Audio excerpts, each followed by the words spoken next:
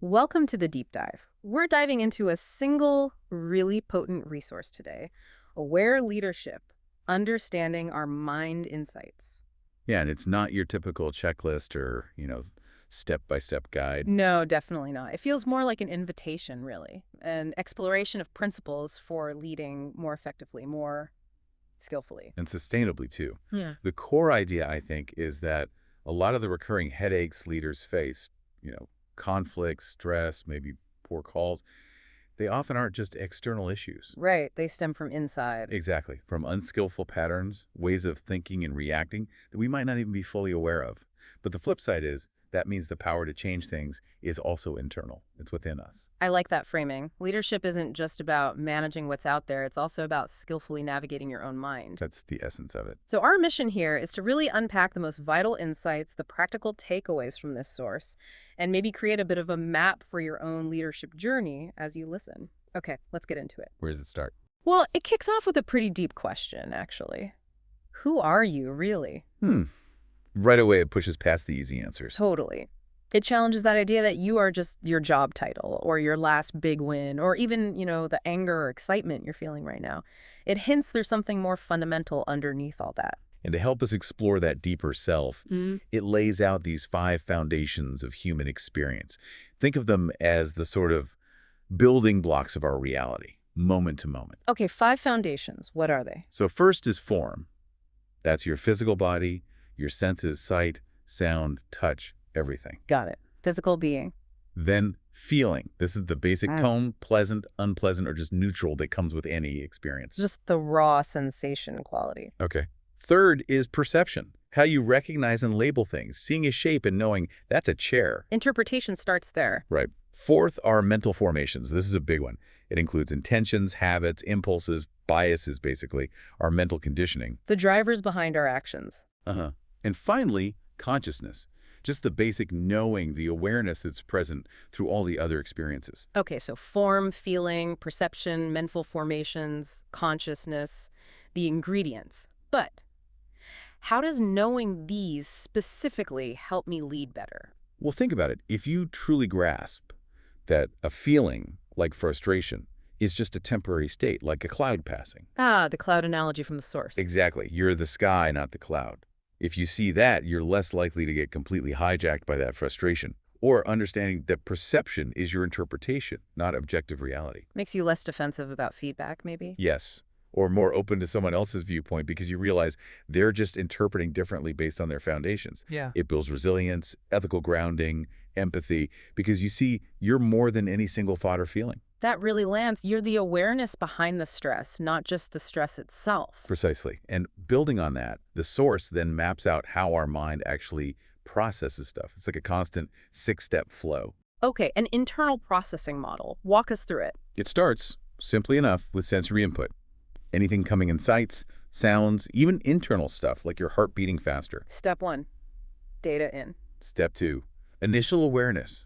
Just registering that input, like, oh, a sound. Noticing it exists. Then step 3, cognitive elaboration. This is where your mind really jumps in. Interpreting, labeling, judging based on past experiences, biases. Okay, so this is the critical interpretation stage where our history shapes meaning. Exactly. And that interpretation often sparks step 4, an action tendency, an urge, an impulse to react or respond in some way. The push to do something. Right. Step 5 is cognitive traces, Yeah. the residue, the memory, the feeling that lingers afterwards. The after effect. And all this happens within step 6, continuous consciousness. This is like the operating Yeah. system, the ongoing awareness that links experiences, filters reality, and shapes your whole perspective. Okay, so consciousness is the backdrop, the thread tying it all together, and it's guided by attention. Yeah, attention and mindfulness are key here. What's really interesting is seeing this play out. Like the example of Sarah, the project manager.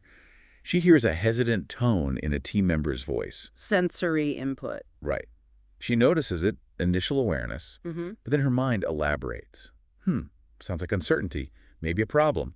Cognitive elaboration, Her interpretation kicks in. which leads to an action tendency. I should probably ask about that. She does. And uncovers a hidden issue. Proactive leadership based on that internal process. She didn't just dismiss the tone, her awareness led to action. Exactly. Or think about Emma. She notices her own body's slouched posture, talking fast before a big meeting. Internal sensory input. Embodied awareness. Yes. Her cognitive elaboration is, this is anxiety. Recognizing that, her action tendency isn't to ignore it, but to consciously shift, stand tall, or breathe deeper. A leadership response to her own internal state. Right. It changes how she shows up. And one more, Alex. He hears a critique from a colleague, and his immediate cognitive elaboration is, he's resisting my idea. Maybe a past pattern triggers that. A defensive interpretation. But because he's working on awareness, he catches it. He pauses. He separates the input, the words, from his initial story, resistance. He considers it differently, realizes it's a valid point, and it actually improves the plan and builds trust. Wow. So understanding this process lets you intervene to consciously choose your response instead of just reacting automatically. That's the whole point. The first absolutely crucial step for you as a leader is just becoming aware of this machinery, the foundations, this 6-step flow, seeing how you perceive, how you interpret, how you tend to react. Without that awareness, trying to change behaviors like, well, fighting shadows. And that awareness, that's where mindfulness comes in. The source really emphasizes this as the core tool, doesn't it? Absolutely. Mindfulness is presented as the essential practice for aware leadership. At its core, it's about two things: presence and non-judgmental awareness. Presence meaning really being here. Yeah, giving your full attention to whatever's happening right now, the meeting, the person speaking, the task at hand, not mentally drifting or checking your phone. And the non-judgmental awareness part. That's about observing your own inner world, thoughts, feelings, sensations as they come and go, without immediately labeling them as good or bad or getting tangled up with them, just noticing. Like watching those clouds again. Okay, what are the practical payoffs for a leader doing this? Oh, they're significant. First off, it's the bedrock of emotional intelligence. Mindfulness lets you spot your own emotions as they bubble up. You see how they might be coloring your judgment or how you're about to interact. So you understand yourself better in the moment. Right. And that self-awareness naturally makes you more attuned to others' emotions. You start to pick up on cues better, leading to more empathy. Both parts of EI, self-awareness and social awareness, get a boost. Makes sense. It helps you read yourself and the room. Exactly. The source mentions Lisa, noticing a junior team member being quiet. Because she's practiced this awareness, she senses it might be uncertainty, offers support, and boom, a valuable idea comes out that might have stayed hidden. Clear link between her inner practice and a team outcome.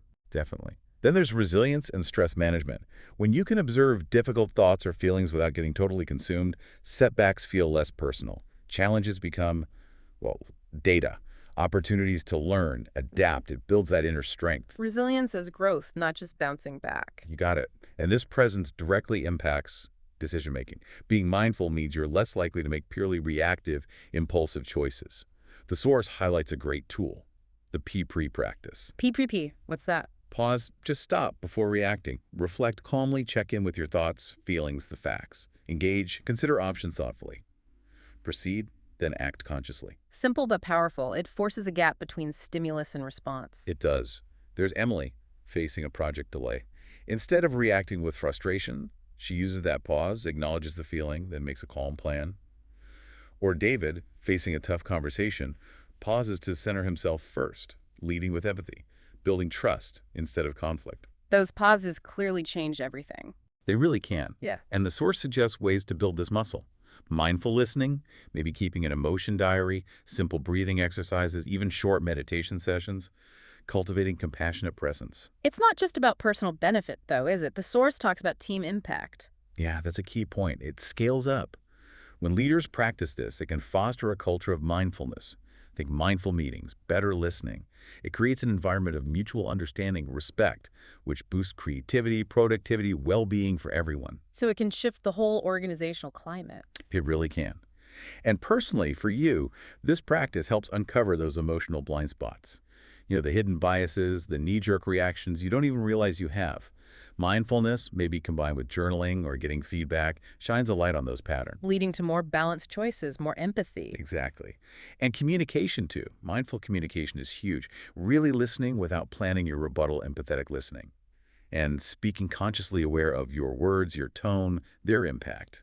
David's case showed how that transforms a crisis. Okay, so mindfulness is the key tool. But what exactly are we working with when we're being mindful? What's inside? Right, that takes us deeper into the source's breakdown of mental factors. These are like the dynamic components shaping our experience from moment to moment. Building blocks of the inner world. Okay. Yeah. There are universal mental factors things always present, like contact, sensory input hitting the senses, attention, feeling, perception, intention, basic stuff, The background constant. kind of. Then there are determining mental factors. These are powerful levers you can actually cultivate. Things like determination, mindfulness itself, concentration, insight. These help you steer your experience. So universal ones are just there, determining ones you can actively work with. That's a good way to put it. Think of Priya again. She hears the quiet tone, contact. Her attention focuses. This feeds perception. Sounds hesitant. This might activate intention and determination. I should ask why. Demonstrating insight. See how they chain together. Yeah, I can see the flow in an interaction. But crucially, the source is very realistic. It highlights the challenging mental patterns that often trip us up as leaders. The stuff that gets in the way. Exactly. It groups them. Primary ones like ignorance, craving, aversion, arrogance. Secondary amplifying ones like anger, jealousy. And then prominent ones, the ones we might notice more easily. What falls under prominent? Things like restlessness, mind jumping everywhere. Drowsiness or mental fog. Lack of discernment, fuzzy thinking. Laziness, fear, anxiety. The source is clear. These patterns undermine focus, confidence, action, judgment. They stall progress. That list sounds like a direct recipe for ineffective leadership. Pretty much. The Elena example is stark. Critical project, she's feeling restless, drowsy amidst deadlines, lack of discernment leads to errors, laziness means delays, fear holds her back. It's a cascade effect impacting the whole team.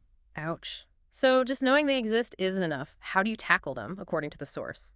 It links them directly to cultivating the positive, skillful factors as antidotes. For Elena, the strategy would be use concentration to fight restlessness, drowsiness. Develop insight to sharpen discernment. Apply determination against laziness and fear. Actively counteracting the negative with the positive. Precisely. It also mentions context-dependent ones like regret, which can be useful or not depending. The main point is recognizing all these patterns, the helpful, the challenging, the context-dependent, and learning to work with them consciously. That's the path to transformation. Okay, so it's not just damage control. It's about actively building the positive side, cultivating skillful qualities. Exactly. Aware leadership isn't just about avoiding pitfalls, it's proactive. The source describes building a skillful mind as a four-step process. Prevent the negative from arising, let go of it when it does, cultivate the positive, and maintain the positive. Like tending an inner garden, pulling weeds, planting flowers. That's a perfect analogy. And it spotlights four really key positive qualities, building on those foundations like feeling and consciousness, loving kindness, compassion, sympathetic joy, and equanimity. Okay, break those down quickly. Loving kindness is wishing well for others. Yes. Compassion is feeling concern when others suffer. Sympathetic joy is genuinely feeling happy for others' successes. And equanimity is that inner balance, staying calm and steady when things get bumpy. Got it. And these are practices, not just nice ideas. Absolutely active practices. Think about Alex during that stressful deadline. He practices loving kindness by actively supporting a teammate who's struggling. Compassion by truly empathizing with the team's stress. Sympathetic joy by genuinely celebrating a small win together. And equanimity by staying centered himself, despite the pressure. Seeing it applied like that makes it feel very grounded, very relevant to leadership challenges. It is. And the Force mentions others too. Drive and intrinsic joy finding energy in the work itself. Morality and truth. Ethical grounding. Flexibility and resilience, obviously crucial. Empathetic connection, building those strong bonds. Authentic leadership, walking the talk. Gratitude. And critically, balancing self-care and service. Wow, quite a list. The key being The key being that none of these are fixed traits you either have or don't. They are skills, habits, things you can cultivate intentionally through practice. which leads right back to the core message underlying this whole thing. Becoming an aware leader isn't like reaching a finish line. Definitely not. It's framed as a continuous journey.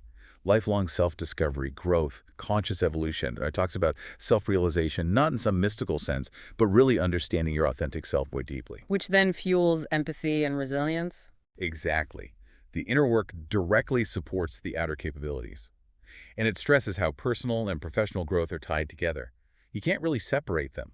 Mindful practices help keep those paths aligned, learning from everything, especially the tough stuff, The setbacks, reflecting and integrating those lessons is key. Like the example of Michael, the executive whose drive was hurting his team. Right. He was result-focused, but lacked connection. Hmm. The source shows how committing to practices, meditation, journaling over time, genuinely shifted his self-awareness, his emotional intelligence. It wasn't overnight. No, it was sustained effort. But it profoundly changed his empathy and, consequently, his team's dynamics and performance. His resilience grew too, managing stress, shifting perspective, regulating emotions, all cultivated through that ongoing practice. It really highlights how consistent inner work translates into real-world leadership impact. It does. It's about making these things mindfulness, self-awareness, daily habits, not just tools you pull out in a crisis. And the source is quite practical throughout, offering ways to actually do this, right? Yeah, it's woven throughout. Specific exercises you can try. Embodied awareness, just noticing physical sensations. Mindful breathing breaks, maybe an emotion diary or journaling. Using that P-REP practice for decisions. Doing loving kindness reflections. Actively asking for feedback. Scenario planning with awareness. Setting boundaries for A self-care. full toolkit, essentially. Exactly. Yeah. And presented not as rigid rules, but as adaptable tools for your specific situation, wherever you are on your journey. Well, this has been a fascinating deep dive into understanding our mind. The big takeaway for me is how powerfully it argues that truly effective leadership really does start inside. Yeah, becoming aware of our own, basic human operating system, Yeah. the foundations, the processes, the patterns, both tricky and skillful. Yeah. That awareness is what allows us to lead ourselves first and then others much more effectively. It really reframes things often dismissed as soft skills. Mindfulness, self-awareness, compassion as absolutely fundamental tools. Tools for navigating complexity or building trust for actually driving meaningful change. And it's clear it's not a quick fix. It's presented as a continuous path, requires patience, self-compassion, and just commitment to the practice. It's about evolving consciously as a leader and really as a human being. Which leaves us with a really important question to reflect on. If leadership effectiveness is so deeply connected to understanding and managing our inner world, what might be the greatest emotional blind spot or maybe challenging mental pattern that you need to explore on your own leadership journey right now?